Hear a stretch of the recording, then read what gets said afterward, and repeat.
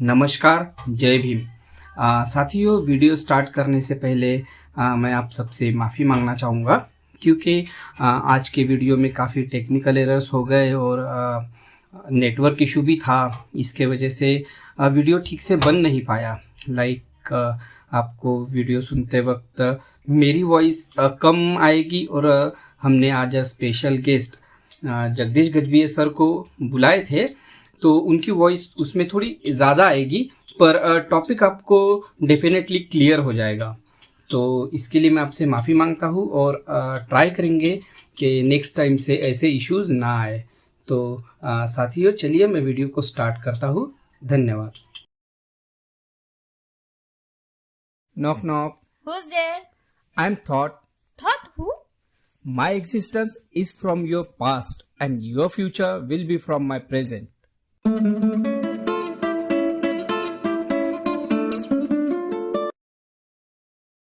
Hello दोस्तों, आप सबका स्वागत करता हूँ आपके अपने चैनल नॉक नॉक में। साथियों, कैसे हैं आप सब लोग? आशा करता हूँ आप सब ठीक होंगे और अपना ख्याल रख रहे होंगे। साथियों, आज मैंने अपने चैनल पे एक काफ़ी खास गेस्ट को इनवाइट किया है। तो चलिए पहले मैं आपसे उनकी मुलाकात करा देता हूँ। इनका नाम है जगदीश गजभिये सर। तो जगदीश सर, मैं आपका स्वागत करता हूँ हमारे चैनल नॉक नॉक में। बहुत बहुत धन्यवाद। तो साथियों, सबसे पहले मैं थोड़ा जगदीश सर के बारे में बताना चाहूँगा। साथियों, मैं इन्हें मार्गदाता कहने से भी नहीं चूकूंगा क्योंकि मेरे जैसे कई युवाओं को इन्होंने अम्बेडकरी विचारधारा से रूबरू कराया है और इनका विद्यार्थी जीवन से लेकर तो व्यवसायिक जीवन और समाज में भी इनका काफ़ी अच्छा काम रहा है। और इन्होंने काफ़ी सारे संगठनों के साथ काम किया है, कई संगठनाएं इन्होंने खड़ी की है। तो आज हम संगठन इसी विषय पे इनसे बात करना चाहेंगे। तो जगदीश सर, मैं पहले आपसे कहूंगा कि आप दो शब्द कहिए। सबको नमो बुद्धाय, जय भीम। जैसा कि विक्रांत सर ने मेरे बारे में बहुत ऊंचे ऊंचे शब्दों का प्रयोग किया, हमारे सबके मार्गदाता, मैं यही कहना चाहूंगा, हमारे सबके मार्गदाता सबसे पहले तथागत भगवान गौतम बुद्ध है, उसके बाद में बाबा साहब है और वो तमाम महापुरुष है जिन्होंने हमको इंसानियत का रास्ता बताया। इस दुनिया के बेहतरी के लिए एक अच्छा इंसान हम लोग कैसे बने, इसका हमको मार्ग बताया। उन सभी महापुरुषों को विनम्र अभिवादन करते हुए मैं आप लोगों का इस नॉक नॉक चैनल पर स्वागत करता हूं। और संगठन इस विषय पर विक्रांत भाऊ जो वीडियो बनाने जा रहे हैं, मुझे लगता है कि उसका उद्देश्य यही हो सकता है कि कोई भी संगठन मानव कल्याण के उद्देश्य से या तो बनता है और उस उद्देश्य की पूर्ति के लिए उसमें काम करने वाले लोगों को एक अच्छा इंसान सबसे पहले बनना बहुत आवश्यक होता है, क्योंकि जब अच्छा इंसान होगा तो ही वो अच्छा समाज बनाने की दिशा में अपना योगदान दे सकता है। तो इन्हीं शब्दों के साथ मैं विक्रांत सर का धन्यवाद और आभार व्यक्त करता हूं कि उन्होंने इस चैनल पर मुझे आपसे मिलने का मौका दिया। Thank you sir. जी, थैंक यू सर आपका। तो सर, हमारे कुछ सवाल है संगठन से लेकर, क्योंकि आपके निजी जीवन में भी संगठन से काफ़ी ज़्यादा और काफ़ी अच्छा जुड़ाव रहा है। तो मैं समझता हूँ कि आपके अनुभव हमारे दर्शकों के लिए और पूरे बहुजन समाज के लिए काफ़ी मूल्यवान होंगे। तो सर, मेरा पहला सवाल ये है कि जैसे कि आज हम देखते हैं कि अभी हाल फिलहाल में ही एक घटना हुई है, काफ़ी दर्दनाक घटना हुई है। एक युवक का सिर्फ इसीलिए हत्या की गई क्योंकि उन्होंने बाबा साहब की जयंती सेलिब्रेट की थी अपने गांव में। तो ये काफ़ी दर्दनाक है और मैं एक समझता हूँ, अगर वो गांव में कोई अच्छे संगठन होते, छोटे छोटे ही सही, मान लो एक बुद्ध विहार ही होता, कोई लोग वहां जाते, तो संगठन होते, तो शायद ये घटना होने से बच सकती थी। तो इसमें मैं आपकी राय जानना चाहूंगा कि क्या हर एक इंसान को संगठन से जुड़ना चाहिए या फिर ये उस इंसान का एक अपना व्यक्तिगत मत होना चाहिए कि हाँ मैं जुड़ूं या ना जुड़ूं, या फिर ये मैंडेटरी होना चाहिए कि आपको संगठन से जुड़ना ही है? देखिए, सबसे पहले तो संगठन ये समाज की मूलभूत आवश्यकताओं में से एक है। यदि हमको एक अच्छा समाज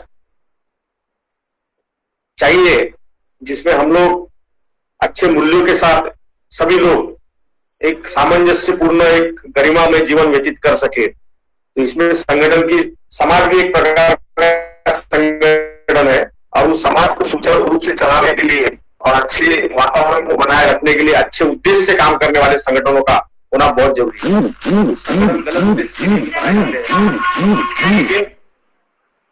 के लिए जो संगठन बने हैं, तो हर व्यक्ति का दायित्व है कि यदि उसके विचारों के साथ वो संगठन मेल खाते हैं तो उन्होंने जरूर उस अच्छे उद्देश्य के लिए काम करने वाले संगठन के साथ जुड़ना चाहिए। जैसे कि सर ने हमें बताया कि संगठन से जुड़ना ये हर एक नागरिक का कर्तव्य ही होना चाहिए। तो सर, इसी से जुड़ा मेरा अगला सवाल है आपसे कि हम जो लोग हैं, जैसे कि जो काफ़ी बहाने ढूंढते हैं कि भाई हमारे पास समय नहीं है या फिर व्हाटएवर, तो हम उन लोगों को कैसे प्रेरित करें कि वो संगठन से जुड़े? देखिए, सबसे पहले तो लोगों को अपने संगठन के प्रति एक आकर्षण होना चाहिए। तो आकर्षण पैदा करने के लिए संगठन के जो काम करने वाले लोग हैं, संगठन के कार्यकर्ता या पदाधिकारी है, उनका व्यक्तित्व इतना अच्छा होना चाहिए कि लोग उनके व्यक्तित्व को देखकर उस संगठन की तरफ आकर्षित हो। ऐसा नहीं होना चाहिए कि संगठन के जो लक्ष्य है, संगठन के जो विचार है, संगठन का जो एक उद्देश्य है वो बहुत अच्छा है, महान है, लेकिन उस उद्देश्य के लिए काम करने वाले लोगों का अगर व्यक्तिगत चरित्र हम लोग देखें तो उसमें कई खामियां है। खामियां तो हर इंसान में रहती है, लेकिन एटलीस्ट महापुरुषों के विचारों पर आधारित मानवतावादी समाज की निर्मित के लिए जो संगठन काम कर रहे हैं, उसके पदाधिकारी और कार्यकर्ता एटलीस्ट पंचशील का पालन करने वाले होने चाहिए। क्योंकि हमारा लक्ष्य एक अच्छा समाज बनाना है, और अच्छा समाज बनाने के लिए जब हम निकले हैं तो सबसे पहले हमारा दायित्व है कि हम अच्छे व्यक्ति पहले बने, और अच्छे व्यक्ति ही अच्छा समाज बना सकते हैं। तो शुरुआत हमें अपने आप से करनी चाहिए।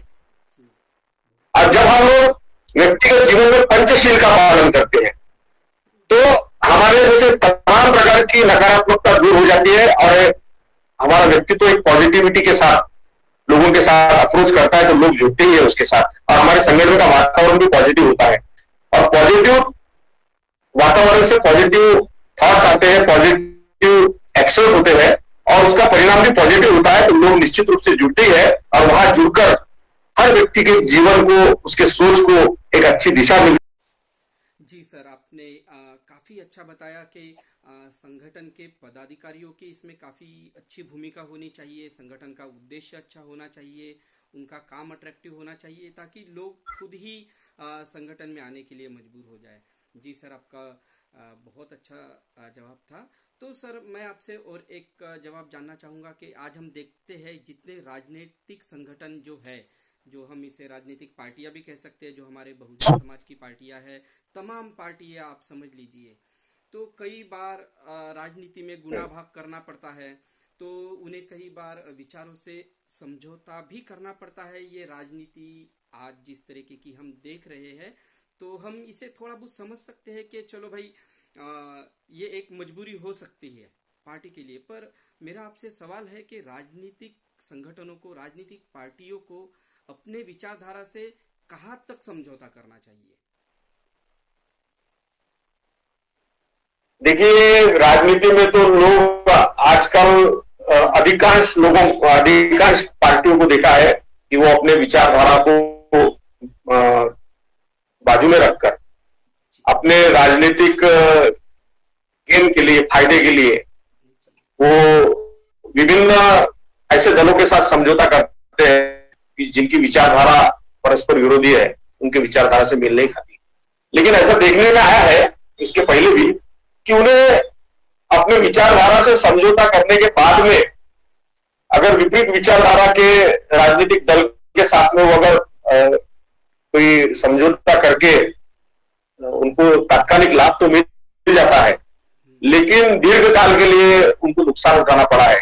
क्योंकि लोग उस संगठन के साथ जुड़े हुए लोगों का विश्वास कहीं ना कहीं उसको ठेस पहुंचती है, और आने वाले समय में उस संगठन के साथ में वो लोग उस तरीके से जुड़े हुए नहीं रहते, धीरे धीरे वो उससे दूर हो जाते हैं और वो संगठन कहीं ना कहीं उसमें बिखराव आ जाता है। मेरा यही इस बारे में कहना है, विचारधारा से कभी भी किसी राजनीतिक पार्टी ने समझौता नहीं करना चाहिए। भले ही उसको थोड़ा सा स्ट्रगल करना पड़े, चलेगा, लेकिन आने वाले समय के लिए उसके लिए वो एक मतलब अच्छी बात नहीं होती है। जी जी, काफ़ी अच्छी तरीके से आपने बताया, और आपकी बात काफ़ी सही है। हमने प्रैक्टिकली भी ये देखा है कि जिन जिन पार्टियों ने समझौते किए हैं, जिन जिन संगठनों ने मतलब के समझौते किए हैं विचारधारा से, आज उनका वो प्रेजेंट में उनका जो रहना चाहिए था वो नहीं है, और उनका कोई भविष्य भी आगे दिखता नहीं है। तो काफ़ी अच्छा जवाब था सर आपका। और सर एक बात कई बार देखी जाती है कि जो बड़े संगठन है, सभी तरीके के, कोई सामाजिक संगठन ले लीजिए या फिर राजनीतिक संगठन ले लीजिए, इनमें सुधार की बहुत आवश्यकता होती है। हमें ऐसे लगता है और काफ़ी लोगों को ऐसा लगता है कि संगठन में सुधार की आवश्यकता है, इसमें ये सुधार होना चाहिए, ये होना चाहिए, पर हम चाह के भी वो सुधार कर नहीं सकते हैं, और वो संगठन मान लीजिए काफ़ी बड़ा है। तो ऐसे सिचुएशन में क्या हमें उसके कंपैरिजन में एक नया संगठन खड़ा कर देना चाहिए, उसके कंपटीशन में नया संगठन खड़ा कर देना चाहिए, या फिर हमें कोशिश करनी चाहिए कि उसी संगठन को किस तरह सुधारा जाए? जी सर। सबसे पहले तो हमने कोशिश करनी चाहिए कि उस संगठन, अगर अपने को लगता है कि गलत दिशा में जा रहा है, उद्देश्य से भटक गया है, तो उसको उद्देश्य में सही दिशा में लाने के लिए हमने अपने स्तर पर कोशिश करनी चाहिए। लेकिन अगर वो कोशिश हमारी फलीभूत नहीं होती दिख रही है, या उस संगठन को चलाने वाले लोग अगर हमको योग्य प्रतिसाद नहीं दे रहे हैं, और हमको लगता है कि कहीं ना कहीं उद्देश्य से भटक गया है संगठन, तो एक समाज के सजग कार्यकर्ता होने के नाते हमने अपने ओर से शुरुआत करते हुए हमने संगठन जो स्वातंत्र बाबा साहब ने दिया उसका उपयोग करते हुए समाज के हित के लिए संगठन जरूर बनाना चाहिए। जी, काफी काफी काफी मूल्यवान उत्तर आपने दिया है जगदीश सर। और मैं, अगर आपकी परमिशन है तो क्या मैं एक संगठन का नाम यहाँ ले सकता हूँ, तो हम उस बारे में चर्चा करें, क्योंकि बिल्कुल ले सकते हैं। तो सर जैसे कि अगर ऐतराज नहीं है आपका, तो मैं एक संगठन का नाम यहाँ मेंशन करना चाहूँगा कि समता सैनिक दल। हम देखते हैं कि इस संगठन की स्थापना भी बाबा साहब ने की थी, और ये संगठन भी अभी तक चल रहा है, पर मुझे ऐसे पर्सनली लगता है कि इसमें काफ़ी सुधार की आवश्यकता है। जैसे कि जो हमारे बहुजन लोग हैं वो काफ़ी आर्मी में जॉब करते हैं, फिर उनकी जॉब फिनिश हो जाती है, फिर वो एक्समैन सर्विस के तौर पे कहीं जॉब करते हैं। तो मुझे ऐसे लगता है कि उनका जो अनुभव है आर्मी का, जो वहाँ का डिसिप्लिन है एंड एवरीथिंग, वो यूज़ कर सकते हैं, और ऐसे लोगों का यूज़ करके हम समता सैनिक दल को और काफ़ी अच्छा कर सकते हैं। जैसे कि आपने अपने पहले जवाब में कहा था कि संगठन को आकर्षित होना चाहिए, उनके पदाधिकारियों की जिम्मेदारी है कि वो आकर्षित, जैसे कि संगठन अच्छा हो तो लोग अपने आप आकर्षित हो जाएंगे। तो मेरा यही कहना था कि क्या एसएसडी में सुधार की आवश्यकता है कि आर्मी ऑफिसर को ले? हाँ, सबसे पहले तो मैं ये कहना चाहूंगा कि जितने भी संगठन वर्तमान में अम्बेडकराइट मूवमेंट में काम कर रहे हैं, उन सभी संगठनों में समता सैनिक दल एक ऐसा संगठन है कि जिसे हम सही मायने में निस्वार्थी और वॉलेंटरी ऑर्गेनाइजेशन कह सकते हैं। हालांकि उसमें भी विभिन्न गुट है, और सभी अपने अपने स्तर पर, छोटे पैमाने पर, अपने अपने एरिया में अपनी अपनी शाखा को लेकर वो लोग काम कर रहे हैं। लेकिन उसके पीछे उनकी सोच जो है वो काफी प्योर और निस्वार्थी है, और इसलिए मुझे वो संगठन के प्रति एक विशेष, आज जितने भी संगठन काम कर रहे हैं उस संगठन में समता सैनिक दल जो संगठन है उसके प्रति मेरे मन में विशेष आदर है।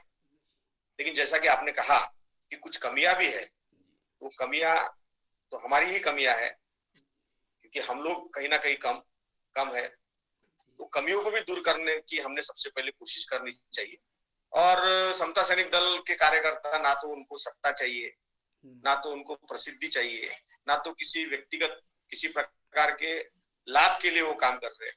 वो एक कहीं पे भी समाज का जहाँ आयोजन होता है वहां पे जाके ड्रेस पहनकर अपनी वो वॉलेंटरी सेवा देते हैं, अपना उसमें टाइम देते हैं, ट्रेजर देते हैं, टैलेंट देते हैं। तो ऐसे संगठन को मजबूत करने की हमने कोशिश करनी चाहिए। लेकिन उसमें भी कैसा विभिन्न गुट है और एक गुट दूसरे गुट के साथ में मिलकर काम करने के लिए तैयार नहीं है। तो ऐसे परिस्थिति में हमने समता सैनिक दल जो कि बाबा साहब ने स्थापन किया है, तो उसको हम कैसे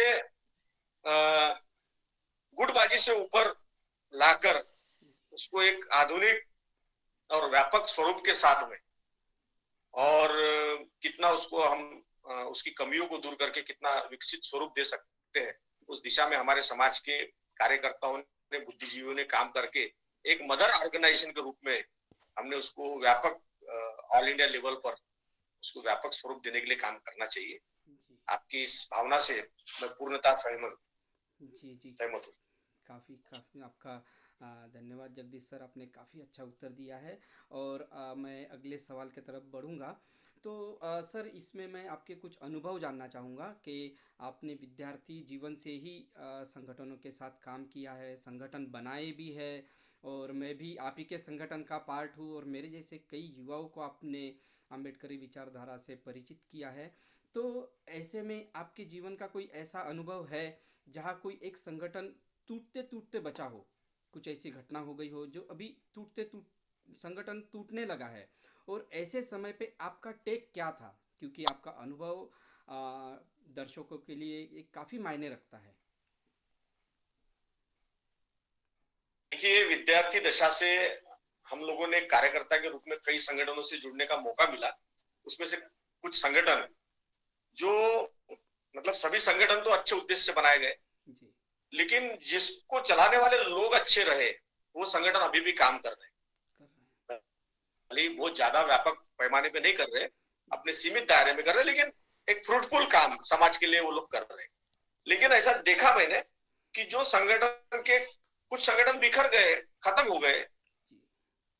तो कौन से संगठन खत्म हुए? कि जो संगठन के कार्यकर्ता या उसको चलाने वाले उसके पदाधिकारी उस संगठन के विचारधारा या उस संगठन के सिद्धांत के तुलना में कहीं ना कहीं व्यक्तिगत उसको उनका जो उसको उसके तत्वों को वो व्यक्तिगत रूप से फॉलो करने में कहीं ना कहीं कम पड़ गए। यानी एक अंधा दूसरे अंधे को रास्ता नहीं दिखा सकता, एक लंगड़ा दूसरे लंगड़े को सहारा नहीं दे सकता, एक भूखा दूसरे भूखे को खाना नहीं खिला सकता। अच्छाई को स्थापित करने के लिए समाज में काम कर रहे हैं, वो अच्छाई पहले सबसे पहले हमने अपने आप में स्थापित करना चाहिए। तो इन शॉर्ट, पंचशील का जो लोग, जो पदाधिकारी, जो कार्यकर्ता पालन नहीं करते, अगर वो कोई संगठन को चला रहे हैं तो पालन करते हैं, तो उनको लॉन्ग समय तक संगठन को चला भी सकते हैं, आगे भी बढ़ा सकते हैं। लेकिन अगर खुद ही फॉलो नहीं करेंगे उन 5 तत्वों को, जो कि बहुत किसी भी समाज की आधारशिला है, तो खुद ही फॉलो नहीं करेंगे तो वो एक दिखावा मात्र रह जाता है। फिर उसमें मतलब अपने नाम के लिए, प्रसिद्धि के लिए या कुछ अलग अलग मोटो के लिए फिर वो लोग संगठन का काम करते हैं। फिर बाद में उसमें विरोधाभास आ जाता है, निगेटिविटी आ जाती है, वाद विवाद की स्थिति उत्पन्न होती है और फिर संगठन में बिखराव आ जाता है। तो फिर अच्छे लोग भी वहां से किनारा कर लेते हैं और दूसरे संगठन जहाँ पे उनको एक अच्छा वातावरण मिलता है, अच्छे लोग मिलते हैं, फिर वहां जाते हैं।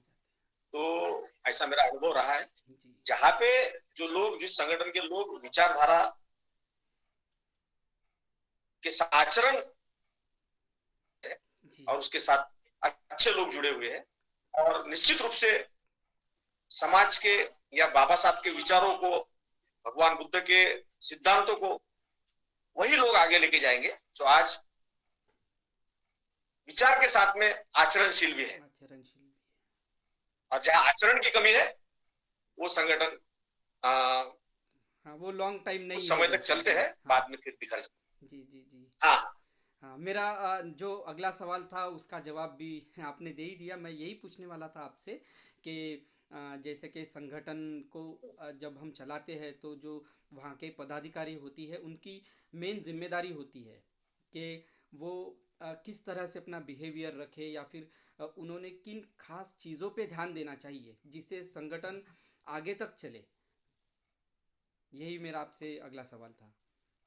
देखिए, किसी भी संगठन का निर्माण समाज को अच्छा बनाने के लिए, समाज की बुराई समाप्त करने के लिए और एक अच्छा हेल्दी समाज बनाने के लिए जी किया जाना चाहिए और किया जाता है। लेकिन उसकी शुरुआत, जो मूल्य हम समाज में स्थापित करना चाहते हैं वो मूल्य हमारे में हमने पहले स्थापित किए कि नहीं, ये सबसे बड़ी बात है। सब। तो अच्छे समाज की शुरुआत अच्छे व्यक्ति से होनी चाहिए, और समाज को हम तभी अच्छा बनाने का मोटिवेशन दे सकते हैं जब सबसे पहले हम अच्छा व्यक्ति बने, और अच्छे व्यक्ति से ही अच्छा समाज बनता है। तो उसकी शुरुआत हमने अपने आप से करनी चाहिए, और उसके लिए 5 बातें जो भगवान बुद्ध ने हमको बताए, पंचशील, पंचशील। हम गृहस्थों के लिए बताई है। और जी बाबा साहब ने भी हमको भगवान बुद्ध का जो धम्म दिया, उसमें जी यह कहा कि चाहे सुखद प्रसंग हो, दुखद प्रसंग हो, जी। कोई भी ऑकेजन हो, हमारी शुरुआत त्रिशरण और पंचशील से होती है। ओ। तो ये पंचशील में से एक भी शील अगर हम लोग फॉलो नहीं करते हैं तो हम अपने आप में अच्छा व्यक्ति कहलाने के अधिकारी नहीं है। मान के चलो कि कोई व्यक्ति कहता है कि 4 शील में पालन करता हूँ, लेकिन जी कोई सा भी एक 5वां शील में पालन नहीं करता हूँ, तो उस नाव की तरह उसकी दशा है कि कितनी भी अच्छी सुंदर नाव हो, जी। कितना भी सुंदर जहाज हो, बाहर जहाज। से कितना भी अच्छा दिखता हो, लेकिन अगर एक छेद अगर उसमें है तो फिर हाँ। वो जहाज तो डूबने ही वाला है। डूबने डूबने तो वाला नहीं है। तो फिर भगवान बुद्ध ने 5 शील क्यों बताए रहते, 4 ही शील चार बताए रहते चार ना। शील बताए रहते तो हैं, हाँ। 5 शील अपने आप में जरूरी है। 5 शील में से कोई भी एक शील अगर कमजोर है तो हम हाँ। लोग अच्छे इंसान की श्रेणी में नहीं है। नहीं। तो हमको सबसे पहले 5 शील का, क्योंकि गृहस्थ होने के नाते हमने पालन करना चाहिए। और जब अच्छे इंसान के रूप में हम अपने आप को स्थापित करेंगे समाज में, तो हमसे यह आशा की जा सकती है कि हम अच्छे समाज के निर्माण में योगदान दे रहे हैं। योगदान। नहीं तो फिर वो एक दिखावा मात्र रह जाएगा, जी। है ना, कि हम खुद ही फॉलो नहीं कर पा रहे उन चीजों को और समाज में हाँ। स्थापित करने की कोशिश कर रहे हैं, तो हम लोग कामयाब नहीं हो पाए। कामयाब नहीं। तो हमारा महापुरुषों के जीवन से भी हमने यही आदर्श लेना चाहिए कि वो उस समय बहुत विपरीत परिस्थिति के बावजूद वो लोग सफल रहे सफल रहे। समाज को एक दिशा देने में, क्योंकि उन्होंने सबसे पहले उन चीजों को खुद आत्मसात किया। तो उनमें ये नैसर्गिक शक्ति, पावर ऑफ नेचर डेवलप हुआ कि वो लोगों को भी प्रभावित कर सके और लोगों के लिए एक आदर्श बन सके, और उन्हीं के साथ लोग जुड़े, और उनके आंदोलन ने एक बहुत बड़े लेवल पे जनजीवन को प्रभावित किया। आज भी प्रभावित कर रहे हैं, वो हमारे बीच में नहीं है, लेकिन उनके आदर्श, उनके विचार आज भी हमको प्रभावित कर रहे हैं। तो वो हमारे रोल मॉडल है। तो उनके तत्वों को हमने अपने जीवन में जब तक हम लोग नहीं आत्मसात करेंगे, और जी। उसका मापदंड है पंचशील। पंचशील। एक मापदंड है कि आप समाज में एक अच्छे व्यक्ति है कि नहीं है। हमने अपने आप से पूछना चाहिए कि 5 शील में से अगर कोई भी शील हमारा कमजोर है जी। तो हमने उस कमी को पहले दूर करना चाहिए, तभी हम समाज की कमी को दूर कर पाएंगे। क्योंकि समाज तभी अच्छा समाज बन सकता है कि उसकी आधारशिला शील, सदाचार, नैतिकता हो हो। समाज की, तभी हम अच्छा समाज बना पाएंगे। तो ये मेरा यही कहना है कि एक अच्छे कार्यकर्ता के रूप में सबसे पहले हमने, एक अच्छा कार्यकर्ता बनने के पहले हमने अच्छा व्यक्ति बनना चाहिए, व्यक्ति। और अच्छा व्यक्ति बनेंगे तभी हम अच्छा समाज बना अच्छा सकते हैं, समाज बना सकते हैं। अच्छा संगठन बना सकते हैं, अच्छे संगठन से अच्छा समाज बना सकते जी जी। काफ़ी हैं। सही ये हर कहा आपने कार्यकर्ता का कि कर्तव्य अगर हम में ही कमी है तो हम दूसरों को क्या बताएंगे। है। सही बात है। अगर दूध में भी बराबर। अगर इतना वो नींबू का इतना सा रस भी हम लोग गिर गिर गया तो जाते सारा दूध फट जाता है, इसी तरह से है। तो हर इंसान को पंचशील का पालन करना काफ़ी ज़रूरी है। तो थैंक यू सर, मैं आपका और ज़्यादा टाइम नहीं लूँगा। और मैं एक आखिरी सवाल आपसे कहूँगा, पूछूँगा कि हम देखते हैं कि काफ़ी लोग जो है जो देखिए सर कि हमारा जो सारा बहुजन समाज है वो काफ़ी स्ट्रगल से आया है। जो हमारे फादर साहब थे या उनके फादर साहब थे, उन लोगों ने काफ़ी, हमारे पेरेंट्स ने एक वो परिस्थिति देखी है, वो जातिवाद देखा है, वो गरीबी देखी है, शायद हम आज वो नहीं देख पा रहे हैं, और वो काफ़ी स्ट्रगल से यहाँ आए हैं, तो उन्हें इस संगठन का महत्व है। पर आप अभी के लोग जो देखिए, जो इस सिचुएशन से मूव ऑन करके एक अच्छी लाइफ जी रहे हैं, वो अक्सर संगठनों से किनारा कर देते हैं। तो ऐसे लोगों को आप क्या कहेंगे कि चलिए भाई, अगर आप नहीं समय दे सकते, आप नहीं कुछ कर सकते, तो आप संगठन को बैक सपोर्ट दीजिए। तो मैं आपसे पूछूंगा कि ये किस तरह का बैक सपोर्ट होना चाहिए कि ऐसे लोग देखिए, संगठन को बैक सपोर्ट दे। जी सर। सबसे पहले तो जो संगठन समाज में अच्छी बातों को स्थापित करने के लिए काम कर रहे हैं, तो हर व्यक्ति ने उसको तन मन धन से यथाशक्ति सपोर्ट करना चाहिए। जी लेकिन अगर किसी कारण से, अगर वो बिजी है, व्यक्तिगत कारणों से वो बिजी है, समय नहीं दे पा रहे, जी तो कम से कम उस संगठन के साथ में अपनी सद्भावना बना के रखे। उस संगठन को जैसा भी हो, अपने स्तर पर आर्थिक सहयोग करते रहे, मॉरल सहयोग करते रहे। और जरूरी नहीं कि एक संगठन को ही करते रहे, अगर अनेक संगठन है जी और वो अच्छी दिशा में काम कर रहे हैं, अलग अलग क्षेत्र में काम कर रहे हैं, तो अपने स्तर पर जितनी भी अपनी क्षमता हो, उनके साथ में कम से कम जुड़े रहे। और जो भी भले समय नहीं दे सकते हैं, तो आर्थिक सहयोग दे, सुझाव दे, एक मॉरल सपोर्ट दे, लेकिन उस संगठन को मजबूत करने के लिए किसी को जोड़े, उसमें रेफर करे, अपना योगदान देते रहे, लेकिन संगठन के साथ जुड़े रहे। बस यही मैं कहना चाहता हूँ। जी। बहुत बहुत थैंक यू सर। आप यहाँ आए, मैं इसके लिए भी आपका धन्यवाद देता हूँ। आपने एक सभी प्रश्नों का काफ़ी अच्छी तरीके से हल दिया है, एक जवाब दिया है, जिससे जो भी आगे ये वीडियो सुनेंगे और वो सभी लोग भी संगठन में काम कर रहे होंगे, तो उनके लिए भी ये वीडियो काफ़ी कारीगर साबित होगा। और आपके अनुभव भी हमारे लिए काफ़ी मूल्यवान थे। तो मैं आपका धन्यवाद देता हूँ, और मैं आपसे एक रिक्वेस्ट करूँगा कि मैं आगे भी आपको ऐसी ही तकलीफ़ दूंगा, आपको मैं बुलाऊंगा और भी सब्जेक्ट के लिए। तो सर, क्या आप हमारे एक दर्शकों को कोई एक संदेश देना चाहेंगे?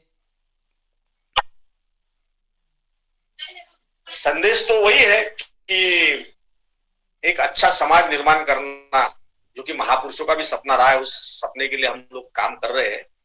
उस सपने के लिए काम नहीं कर रहे, हम अपने अपने आसपास के वातावरण को, जिस समाज में हम लोग रहते हैं, जिस दुनिया में हम लोग रहते हैं, उस दुनिया को कितनी अच्छी रहने लायक दुनिया हम बना सके, उसके लिए हम लोगों का एक नैतिक दायित्व है कि हम आसपास के वातावरण को अच्छा बनाएं, और उसकी शुरुआत अपने आप से हो, है ना। तो विचार तो बहुत है अपने पास में, लेकिन कहीं ना कहीं आचार के तरफ भी, आचरण की तरफ भी हमने ख्याल देना चाहिए। और आचार आचार का एक ही मापदंड है, जो पंचशील है, उसको हम सब लोगों ने फॉलो करना फॉलो चाहिए। करना चाहिए। धम्म का आचरण करने की दिशा में पहला कदम पंचशील ही है। पंचशील। तो मैं यही संदेश दूंगा जी। हर किसी व्यक्ति को पंचशील कि का आचरण पांच करें। में से कोई भी एक शील हमारा कमजोर नहीं रहना चाहिए, जी पूरा पंचशील हमने फॉलो करने का यथाशक्ति प्रयत्न करना चाहिए। यही मेरा संदेश है। जी। बहुत बहुत धन्यवाद सर आपका। आप यहाँ आए और आपने अमूल्य अपना समय दिया, और मैं आशा करता हूँ कि सभी को ये एपिसोड पसंद आए। और साथियों, मैं आपसे रिक्वेस्ट करूँगा कि आप इस चैनल को लाइक करें, सब्सक्राइब करें, शेयर करें, कमेंट करना ना भूलिए। तो हम ऐसे ही नेक्स्ट एपिसोड में विलास गजभिये सर से बात करने वाले हैं। तो हम मिलते हैं नेक्स्ट एपिसोड में। आप सब अपना और अपनों का ख्याल रखिए। धन्यवाद। जय भीम।